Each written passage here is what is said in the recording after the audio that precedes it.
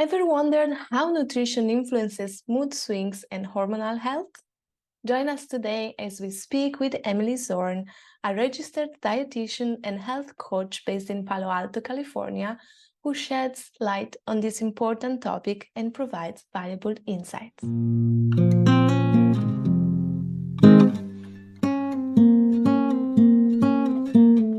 So, welcome, Emily Zorn, to my podcast. I'm so happy and honored to have you here. Thank you so much. Thank you for having me. Yeah, my pleasure. So, would you like to introduce yourself for my audience because they might not know you? Definitely. Yes. So, hello, everyone listening. My name is Emily Zorn, and I am a registered dietitian and health coach. And I'm based in California in the US. And basically, what I like helping people do is clear up all of the noise that they may hear from the internet, from social media, from their friends, from their family about what you should be doing nutritionally. And I like to help people take a scientific approach and say, you know what, this is what actually works, and this is what's going to work for you. And it's going to be very Yeah, different than your sister or your mom or your best friend. absolutely. Yeah. Yeah, so that is my goal, to just clear things up for people, Mm, and help them get on this path where they know that they're eating in a way that's healthy and they don't have to stress about it anymore. Because I know a lot of people have a lot of stress yeah, around, what am I eating? Am I eating too much? Is it right for me? So we could yeah, clear that up. That clears up a lot of mind space for other things. So that is my ultimate goal. yeah, totally agree. And I really admire your work. Thank you. Thank you. So, can you just tell us what brought you where you are? So, what you're doing is very important. And I think also kind of unique because it's important to realize that there is not one formula that works for everyone, and there are just few people like you who really tailor those kind of instructions. So what brought you there? Sure. So to become a dietitian, I just knew I wanted to do that because I loved food. I thought it was interesting. I had a Mm, passion for food. But then once I started studying it in school, I learned that, helping people get to a place where it's personalized and they feel good about what they're eating, it's more than just the food and the yeah. knowledge. There's this whole piece of taking it from the knowing to the doing. So after graduating, I started my career as a sports dietitian. So Mm, sports are huge here in the US. And mm, so at the collegiate level, at colleges and universities, I would go and work one on one with athletes. And that was fun, and it was mm, really intense and a lot of time commitment. But I decided 3 years ago that I didn't want to work with athletes, only mm, athletes anymore. I want to work with people who remind me of myself, honestly, who used to just be mm. lost and heard all of these different things about what I should be doing, but didn't know the right path for me nutritionally. So that's when I started my business and what I do today. So it's Mm, all virtual, all of the coaching I do. So mm, a lot of local clients, but also can meet with people anywhere. And it's been a lot of learning and growing over the past 3 years to get where I am today. But I really just decided that, yeah, there weren't enough people out there yeah, saying that, hey, you don't have to do the keto diet, you don't yeah, have to do intermittent yeah, fasting, but if either of those things work for you, that's okay, and let's do it in a healthy way, so just a exactly. little more balanced. So Totally yeah, agree. Yeah. what brought me where I am today is just my own learning, what I've done throughout the years, and Mm, wanting to share that with other people. wonderful. So you just mentioned the keto diet and this kind of things that somehow in social media get kind of viral and everyone start doing everything. So would you like to share with us what are three myths about nutrition that are out there? And yeah. Sure, yes. Mm. So I was trying to narrow it down to just three, but these are the Mm. three that I think are most important. So Mm. the first myth is that there's been a lot of information out there that both gluten and dairy are Mhm. inflammatory and that Mhm. everyone should cut it out. Like gluten's bad for you, dairy's bad for you. And that's just not true. For some people, they can't tolerate gluten. Some people can't tolerate dairy. And in those cases, it is inflammatory. But Yeah. the whole idea that to be healthy, we need to cut out all of these different foods for the rest of our lives, it's not sustainable and it's also just not true. Yeah. Like these Mhm. things, again, this is where personalization come in. Some people Yeah. do not feel good when they eat gluten and they shouldn't, and that's fine, but that doesn't mean that that's the same for everyone. So Mhm. that would be myth number one. Mm. Um, That's my wonderful. second, yes, the Yeah. second myth is about caffeine, actually, because Mm. it used to be widely thought that, oh, if I drink coffee or if I have tea, something with caffeine, that it's going to dehydrate me for the rest of the day. And Mhm. more recent research has come out showing that caffeine, if you have it on a regular basis, it actually doesn't dehydrate you. So I'm Mm. not saying that you should only drink coffee and not drink Yeah. any water. Still good to balance it out. But I think a lot of people were feeling guilty about drinking coffee, drinking tea, Yeah. that oh, it's a bad thing, that I shouldn't be doing it. But your body adapts and adjusts. And if it knows it's Mhm. getting caffeine every day, it's not going to be dehydrated from it anymore. So that is myth number two. And then myth number three is around supplements. So the supplement industry Mm. is enormous. The Yeah. myth is that you have to spend a lot of money on supplements to be healthy, where in reality, what's much more powerful is having a healthy diet. And Mm. even if you spend $1,000 a month on supplements, if you don't have a good diet to base it off of, they're not going to do anything for you. Supplements just add that extra 5% on top of an already healthy diet. So if I would recommend for people, if you're spending a ton of money on 20 different supplements, narrow it down just to the ones that are really effective, and that will be, different for every person. And Mm. that would be a conversation with your doctor or a dietitian.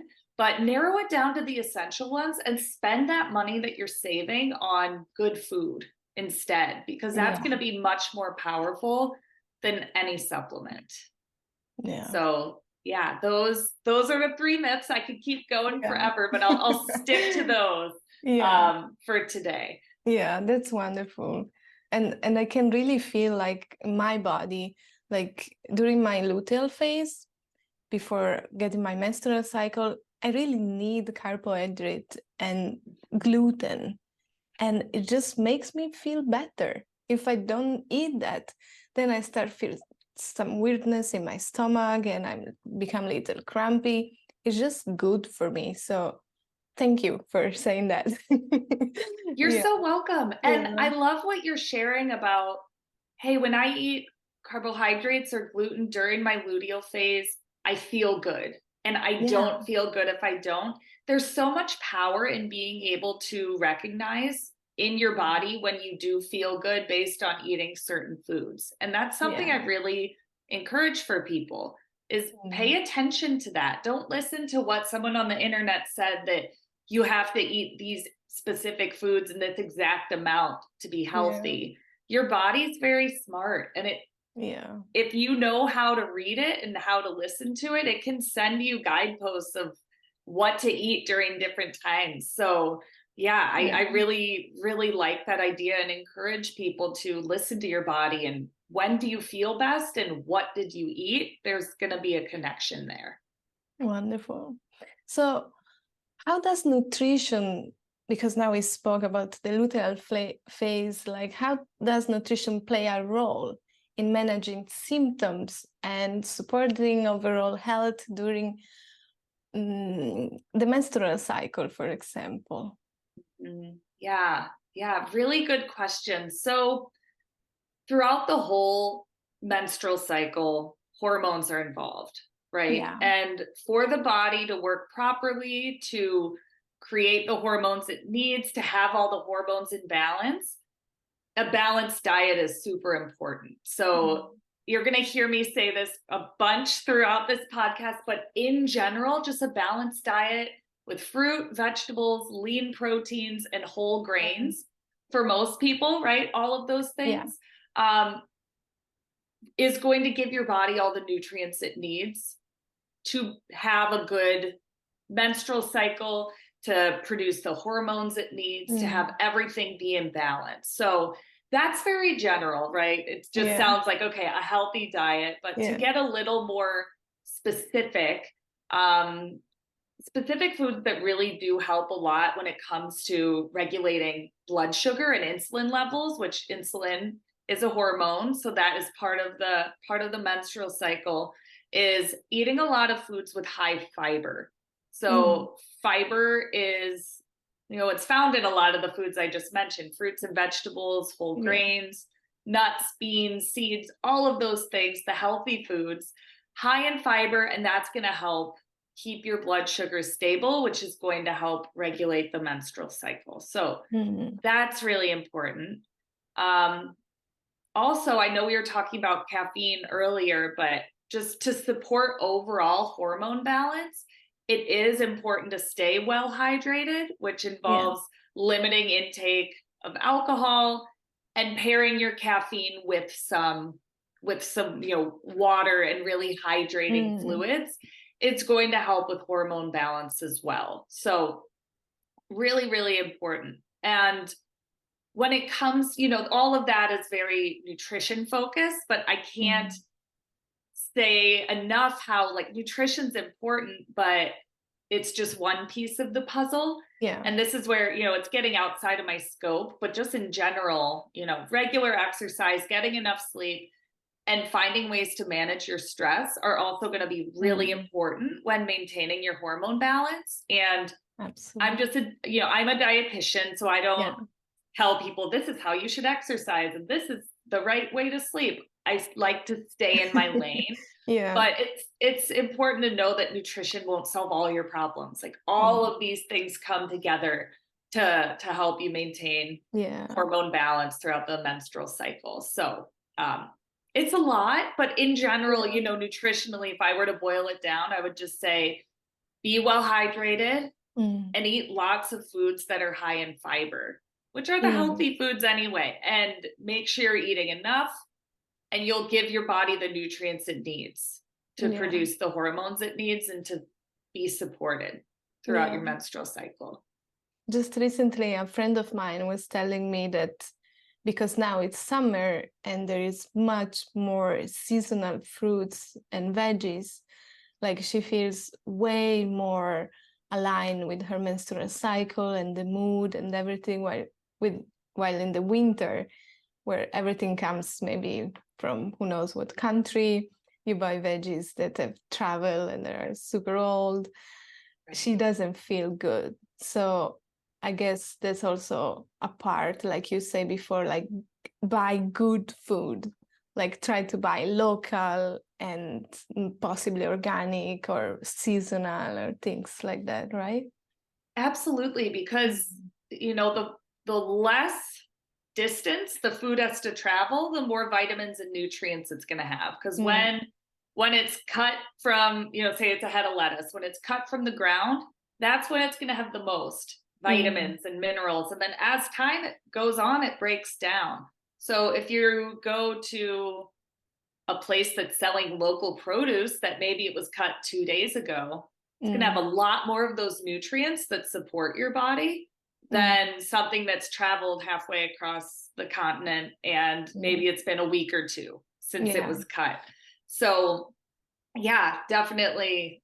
Again, I love that story because it's your friend saying, I notice I feel better. And I'm tying it to, hey, I'm eating all of this fresh local produce. And it's real. That's true. What our body is trying to tell us, it's important to listen. Yes. And what would you say regarding perimenopause and menopause? Because this is also very much connected with the estrogen and the hormones. And some women really try their best. They try to eat healthy, but still they have a lot of symptoms. Yeah. Right.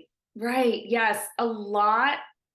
Probably, I would say about 40% of my clients come to me in this phase of life because Wow. what they share with me is the things that I did, the way I ate, the way I exercised my entire life is now not working for me anymore. And they're frustrated and they don't understand why.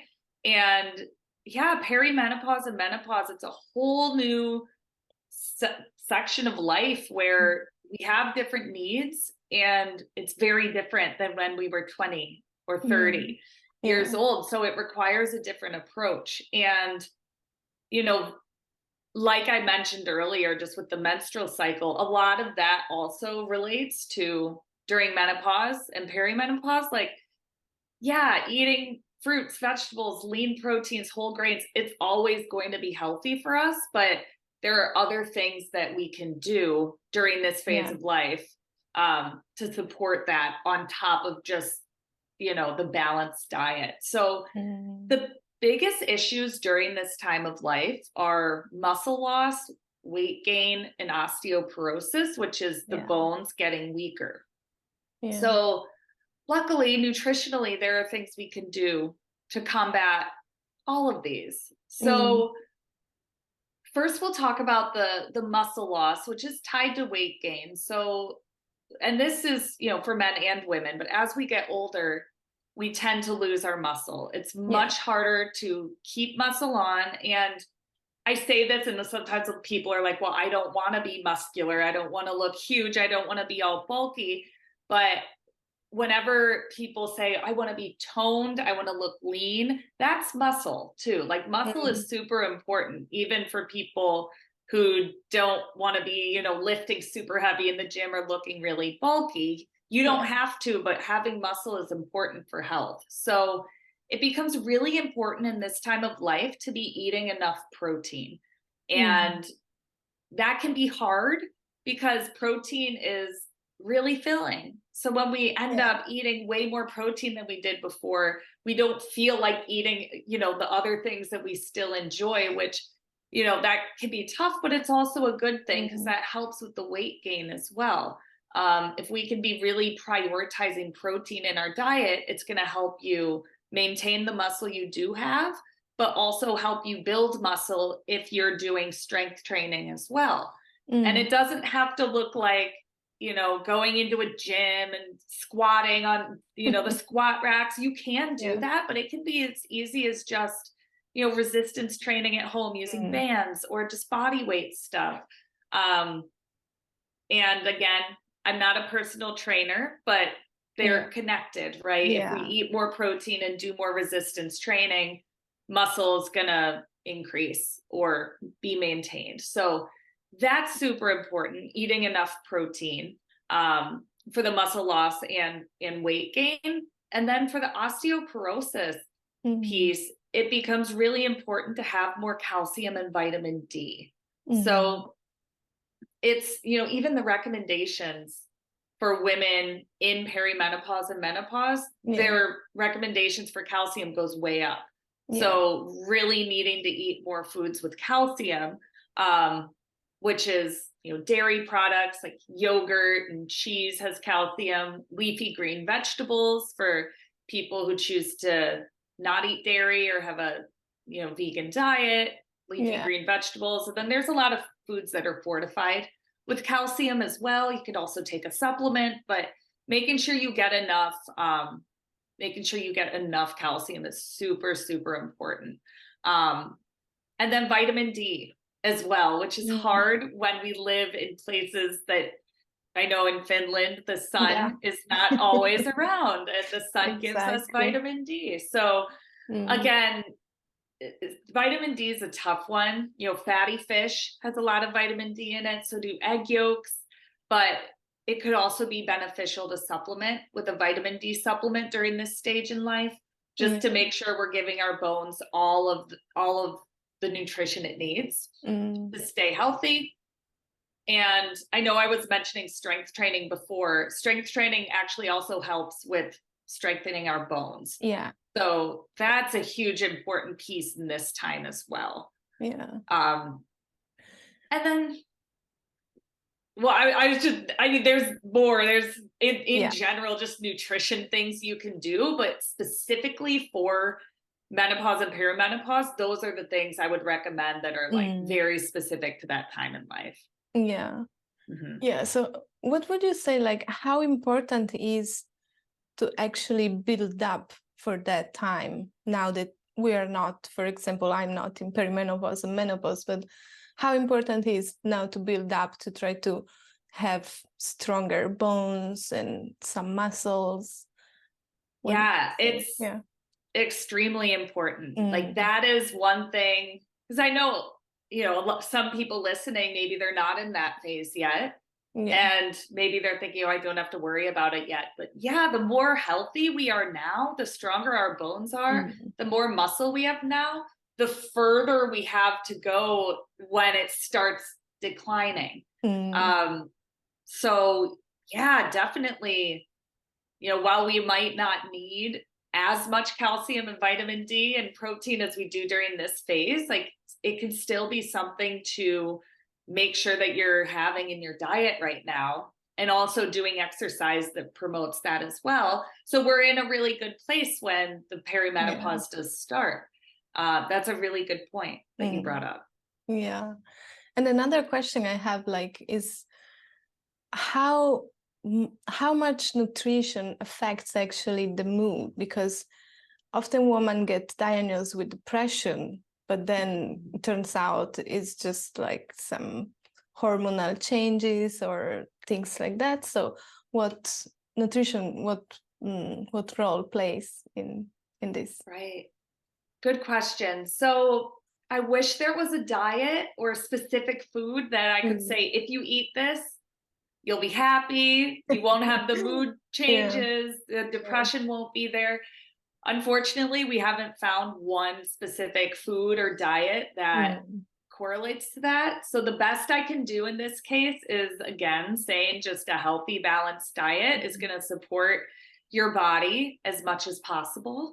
Mm. Um, to not be having those huge hormonal changes. But something else to keep in mind, if mood is fluctuating up and down a lot, Yeah. something that might have an impact on that is, again, the blood sugar and insulin, Mm. because what I was mentioning earlier, because when we have high blood sugar, we have a lot of energy, and then we crash, and then energy is low, we're not feeling good, and then we eat something sugary again, and it goes up and down, Yeah. up and down.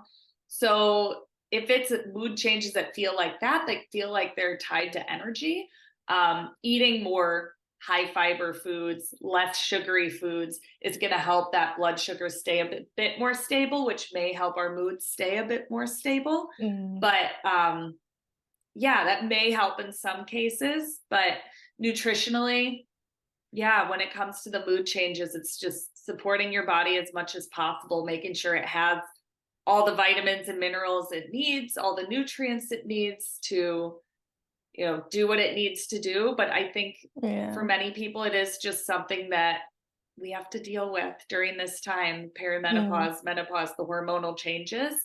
Um, but, the better your diet, then the better off you're going to be.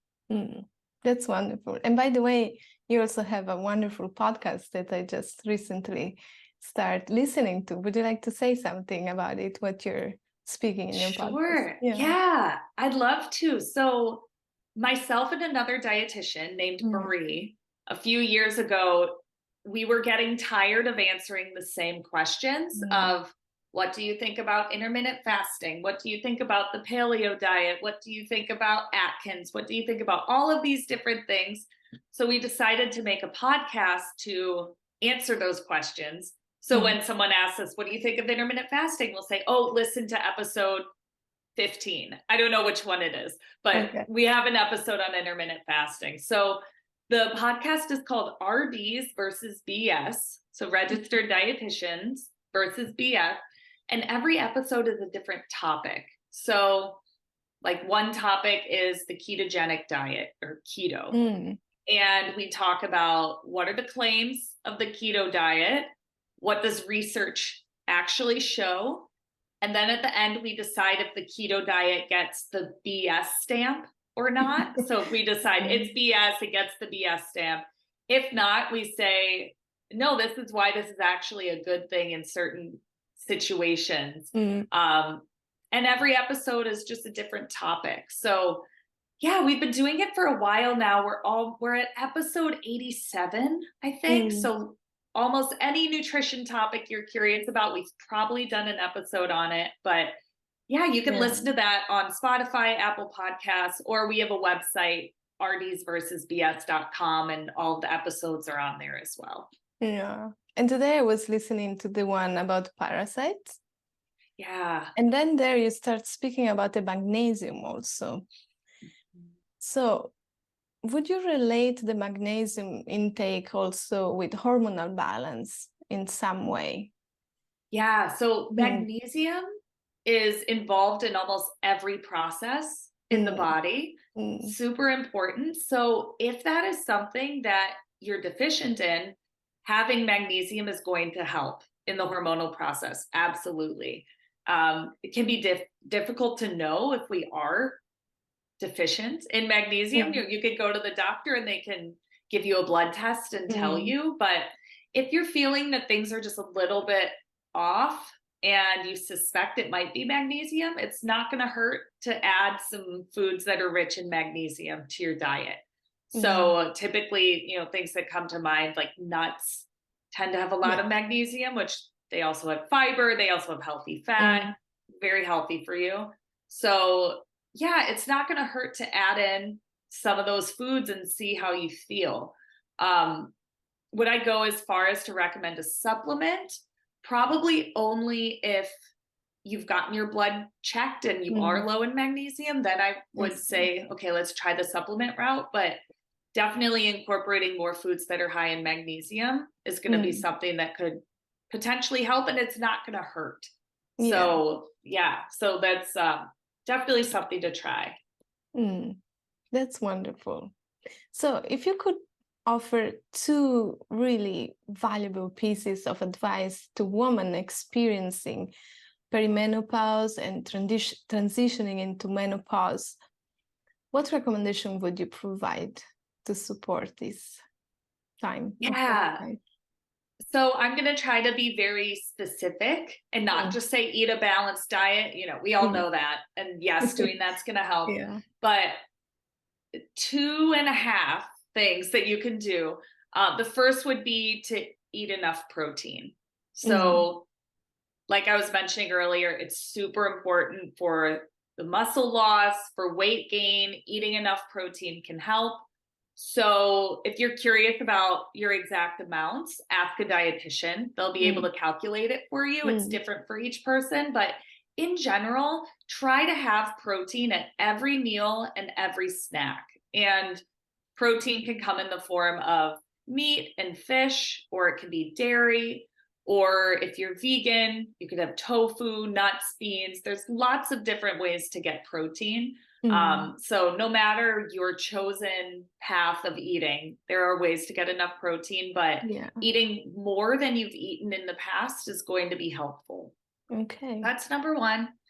The second one would be focusing on eating foods with calcium, because your needs are higher than they've been your entire life during this time. So again, eating more foods like dairy products, leafy green vegetables, fortified foods. Sometimes they put it in orange juice and things like that. It'll be clearly labeled, but making sure you're eating more calcium than you have in the past.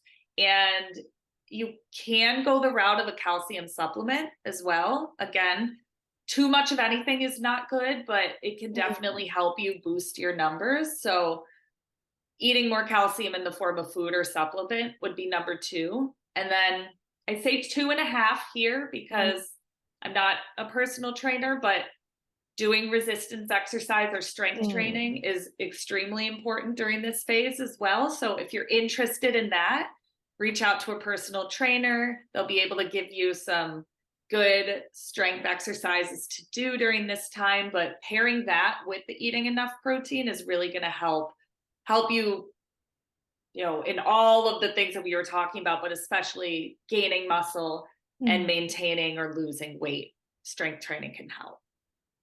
That's wonderful. I'm so happy. Like, you gave so many very informative, important information. And Great. yeah. I'm glad. I know it's a lot. And what I was saying in the beginning too about, it's good to have the knowledge, but taking it into the doing is where it gets hard. Yeah. So I guess as a tangent of, two valuable pieces of advice, if you could take one thing that you learned from this podcast today, just focus on one thing and try to put that into practice for 1 to 2 weeks. Just one thing.